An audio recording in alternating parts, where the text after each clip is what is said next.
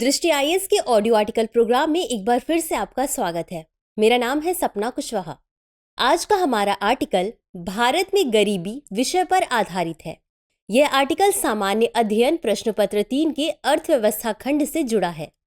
तो आइए आर्टिकल की शुरुआत करते हैं।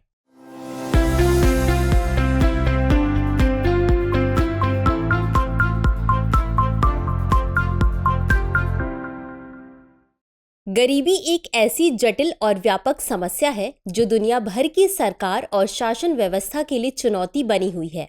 दुनिया में ऐसा कोई भी देश नहीं है जहां से गरीबी को पूरी तरह से समाप्त किया जा सका है। विश्व बैंक के अनुसार दुनिया के लगभग 9.2% यानी लगभग 700 मिलियन लोग प्रतिदिन $2.15 से कम मूल्य पर जीवन यापन करते हैं। इनमें से आधे से अधिक लोग उप सहारा अफ्रीका में रहते हैं। वर्ष 2021 तक संयुक्त राज्य अमेरिका की लगभग 11.6% आबादी गरीब थी। वहीं अगर भारत की बात करें तो भारत की लगभग 18.7% आबादी गरीबी में जीवन यापन कर रही है। गरीबी को एक ऐसी स्थिति के रूप में परिभाषित किया जा सकता है जिसमें व्यक्ति जीवन के निर्वाह के लिए बुनियादी आवश्यकताओं को पूरा करने में असमर्थ होता है। इन बुनियादी आवश्यकताओं में शामिल हैं भोजन, वस्त्र और घर। यानी गरीबी वह स्थिति है जब किसी व्यक्ति को अपनी इन मूलभूत आवश्यकताओं की पूर्ति करने के लिए भी संघर्ष करना पड़ता है। आज के इस ऑडियो आर्टिकल में हम गरीबी के मूल कारणों, समाज पर इसके गहरे प्रभावों और इसे कम करने के संभावित समाधानों पर चर्चा करेंगे। आइए सबसे पहले चर्चा करते हैं कि भारत में गरीबी के कारण क्या हैं। भारत में शहरी और ग्रामीण जनसंख्या की समस्याएं अलग अलग हैं। यही कारण है कि दोनों क्षेत्रों में गरीबी के कारण भी अलग अलग हैं। सबसे पहले बात करते हैं शहरों में गरीबी की। भारत विश्व की सबसे अधिक जनसंख्या वाला देश है। इतनी विशाल जनसंख्या वाले देश में रोजगार प्राप्ति एक बड़ी समस्या है। ऐसे में बहुत से लोगों के पास आय का कोई निश्चित स्रोत नहीं होता। यह समस्या तब और विकराल हो जाती है जब शिक्षित होने के बावजूद लोग रोजगार हासिल नहीं कर पाते। इसके कई कारण हैं। एक प्रमुख कारण तो है युवाओं में कौशल शिक्षा का अभाव। इसे यूं समझ सकते हैं कि देश में मैनेजमेंट के लगभग 45% और इंजीनियरिंग के लगभग 48% छात्र बेरोजगार हैं। शायद यही कारण है कि युवा में सरकारी नौकरी पाने की इच्छा बढ़ती जा रही है। ऐसे में शिक्षित लोग सरकारी नौकरी पाने की लालसा में अपने वर्किंग एज का अधिकांश हिस्सा तैयारी करने में ही निकाल देते हैं, लेकिन इनमें से आधे से अधिक इन नौकरियों में सफल नहीं हो पाते। यह असफलता उन्हें नए सिरे से रोजगार शुरू करने को मजबूर करती है, लेकिन तब तक शायद बहुत देर हो चुकी होती है और वे गरीबी या निम्न मध्यम वर्गीय तक ही सीमित होकर रह जाते हैं। बेरोजगारी का एक बड़ा कारण यह भी है कि भारत सालाना अपने बजट का केवल 0.8% ही अनुसंधान एवं विकास पर खर्च करता है, जिसके परिणाम स्वरूप देश नवाचार में पीछे रह जाता है और लोग व्यवसाय नहीं करते बल्कि नौकरी तलाशने पर जोर देने लगते हैं। इसके अतिरिक्त असमान आर्थिक विकास भी गरीबी का बड़ा कारण है। असमान आर्थिक विकास के कारण कुछ क्षेत्रों में संपत्ति और संसाधनों की अधिकता होती है, जबकि अन्य क्षेत्रों में गरीबी और असमानता की समस्या होती है। शहर में निवास करने वाली अधिकांश जनसंख्या को अपनी सारी जरूरत की चीजें खरीदनी ही पड़ती हैं। ऐसे में अगर लोगों के पास निश्चित आय का जरिया नहीं होता तो वे अपनी मूलभूत जरूरतों को भी पूरा करने में असक्षम हो जाते हैं। वहीं अगर ग्रामीण क्षेत्रों में गरीबी के कारणों की बात करें तो इसकी बड़ी वजह है भारतीय कृषि में व्याप्त प्रच्छन्न बेरोजगारी। यह एक ऐसी स्थिति है जिसमें वास्तव में आवश्यकता से अधिक लोग एक ही काम में लगे होते हैं, यानी अर्थव्यवस्था में उनकी उत्पादकता शून्य होती है। भारत का कृषि क्षेत्र बड़े पैमाने पर इस समस्या से ग्रस्त है, जिसकी वजह से लोगों को उनके परिश्रम का पूरा फल नहीं मिल पाता। कृषि जोत के आकार का छोटा होना भी ग्रामीण क्षेत्रों में गरीबी का प्रमुख कारण है। भारत में 86% से अधिक किसान छोटे और सीमांत किसान हैं, जिनके पास 2 हेक्टेयर से भी कम भूमि है। इसे यूं भी समझा जा सकता है कि भारत में लघु व सीमांत किसान 86% हैं, लेकिन उनके अधिकार में 50% से भी कम भूमि है। इस खंडित भूमि के कारण मशीनीकरण और आधुनिक कृषि पद्धतियों को कुशलतापूर्वक लागू करना कठिन हो जाता है। इससे भारतीय कृषि क्षेत्र पारंपरिक तरीकों पर ही निर्भर रहने के लिए विवश हो जाता है।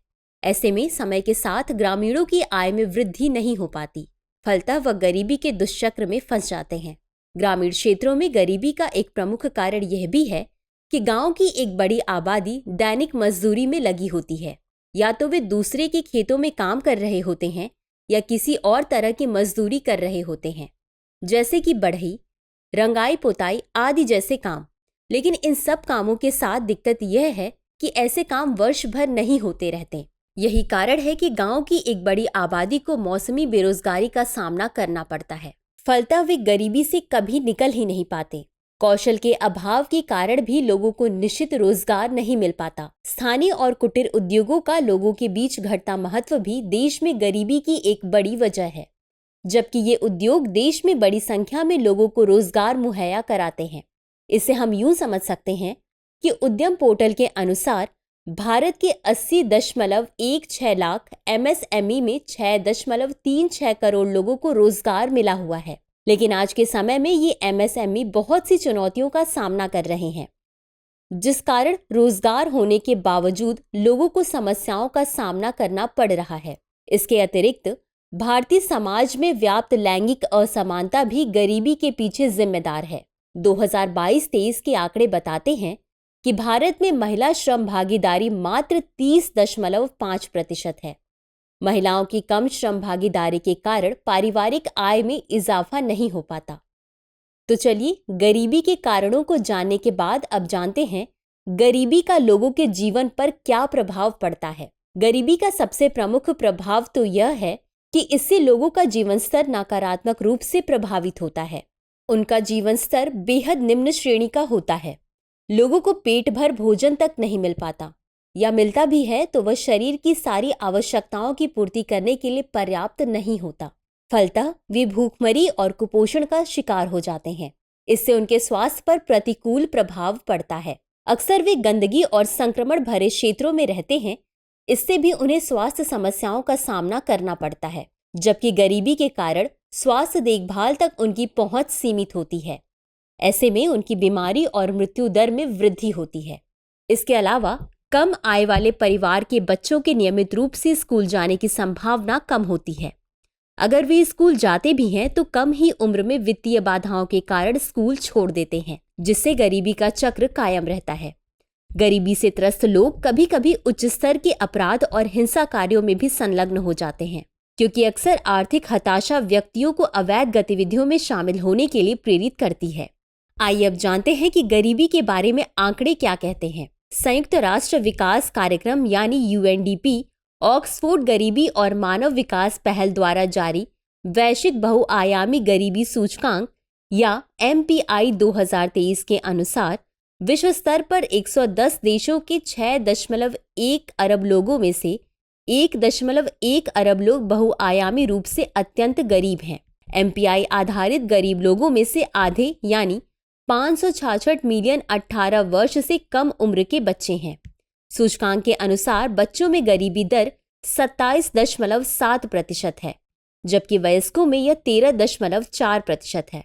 इसके अनुसार भारत में अभी भी 230 मिलियन से अधिक लोग गरीब हैं। हालांकि इसके अनुसार भारत में बहुआयामी गरीबी में कमी आई है, जैसे कि 2015-16 से 2019-21 के बीच 135 मिलियन लोग बहुआयामी गरीबी से बाहर आए।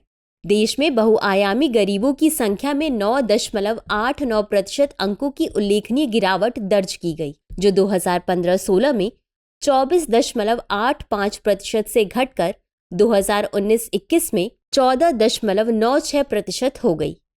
36 राज्यों और केंद्र शासित प्रदेशों तथा 707 प्रशासनिक जिलों के लिए बहुआयामी गरीबी रिपोर्ट में कहा गया है कि बहुआयामी गरीबी के अनुपात में सबसे तेज कमी उत्तर प्रदेश, बिहार, मध्य प्रदेश, ओडिशा और राजस्थान राज्यों में देखी गई है। इन सबको जानने के बाद आइए समझते हैं कि आगे की राह क्या हो सकती है। देखा जाए तो गरीबी एक बहुआयामी समस्या है, जिसके मूल कारणों और दूरगामी प्रभावों को संबोधित करते हुए व्यापक समाधान की आवश्यकता है। शिक्षा, आर्थिक सशक्तिकरण, सामाजिक सुरक्षा जाल और सामुदायिक विकास पहलों में निवेश करके हम एक अधिक न्याय संगत दुनिया बनाने की दिशा में काम कर सकते हैं। गौरतलब है कि शिक्षा और कौशल प्रशिक्षण कार्यक्रमों में निवेश के द्वारा लोगों को स्थिर रोजगार प्रदान करके गरीबी के दुष्चक्र को तोड़ा जा सकता है। इसके अतिरिक्त माइक्रो फाइनेंस, लघु व्यवसाय ऋण और व्यावसायिक प्रशिक्षण तक लोगों की पहुंच प्रदान करने का प्रयास करना चाहिए। इससे व्यक्तियों को व्यवसाय शुरू करने और स्थायी आय उत्पन्न करने में मदद मिल सकती है। हालांकि सरकार ने गरीबी दूर करने की दिशा में सराहनीय प्रयास किया है। बहुआयामी गरीबी सूचकांक 2023 इसकी पुष्टि करता है, लेकिन फिर भी अभी इस दिशा में और अधिक प्रयास किए जाने की आवश्यकता है।